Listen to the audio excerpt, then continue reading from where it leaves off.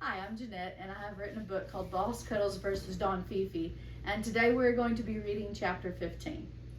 Cuddles. Species, king of all creatures, a cat, obviously.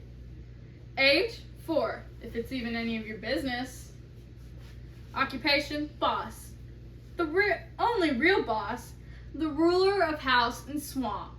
Boss, boss, Drake whispered. It was still dark, and he knew better than to wake me without reason.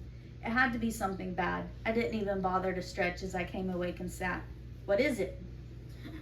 Desiree got to the mockingbirds. What? Did she kill them? No, but she roughed them up pretty good and nearly killed one of their babies. They're under Fifi's watch, being his eyes.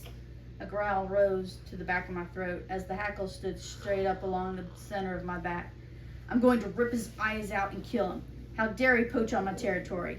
I dug my claws into the side of the couch, preparing for battle. This had to end tonight. You can't go there tonight. If the humans catch you there, you'll be picked up for sure. And you know what happens then, don't you? Drake, the surprising voice of reason, said.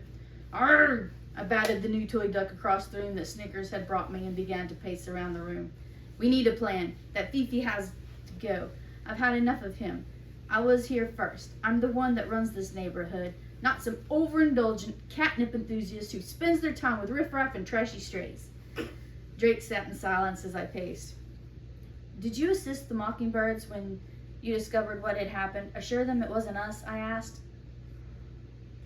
I tried. They were so frightened I don't think they heard much of what I said. First thing in the morning, see what you can do. Offer them protection, food, anything. Just make sure they're not spying on us. Why don't you have Snickers talk to him? She's much better at handling these things than I am. Are you saying you're not cut out for this job? I demanded, rounding on him as he hung his head momentarily. No, it's not that. I have other things I need Snickers to tend to. You have too little faith in yourself. I'm sure you can be convincing. I hopped onto the couch and began to bathe. Bathing served two purposes. It was calming, therefore allowing my mind to open to formulating a plan to take out Fifi. Secondly, it made me feel clean and fresh again so I could go back to sleep. My human servant was up and out before I woke late in the morning. On one hand, it was nice waking to having a full food bowl, but on the other, I didn't relish the exhaustion that came with it. And it wasn't over by a long whisker. I had work to do. Snickers is on the porch taking a cat nap, waiting for instructions, boss. Drake greeted. Very good. Have you been to see the mockingbirds yet? I was just on my way out. Drake ducked out the kitty door. I heard him say something to Snickers, then leave. I took a minute to compose myself. I had a plan, but it was a bit more ruthless than was my usual. Good morning, Snickers, I greeted, exiting the door. Good morning, boss. What have you got for me today? Snickers asked, rising to her feet. She joined me walking down the stairs into the yard.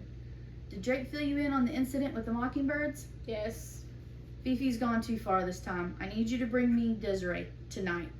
A nearby leaf moved. I stared at it long and hard, making sure it wasn't clay, but stepped on it to be sure. It crunched. Got it. Anything else? Go make a round to your new contacts out at the park later this afternoon. See if anyone is talking yet. Sure thing, boss. After Snickers left, I bathed the morning dust off. Drake came back just as I was finishing.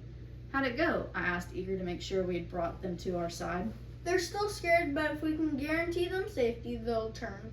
Drake said, his eyes wandering. I knew without looking at a spot of light was coming through the blinds. Did you give them our guarantee? Yes, but they said they needed proof. Drake's body was coiled and ready to pounce on the light spot, but until he was done talking to me, he wouldn't budge. I admired his self-control. Fine, go talk to Crazy and see if she can get something set up. Or surveillance or alarm or something. We need them with us, not against us. While you're out, go check on Popper as well. Find out how soon he'll be back. Am I good to go? He asked, still not looking at me.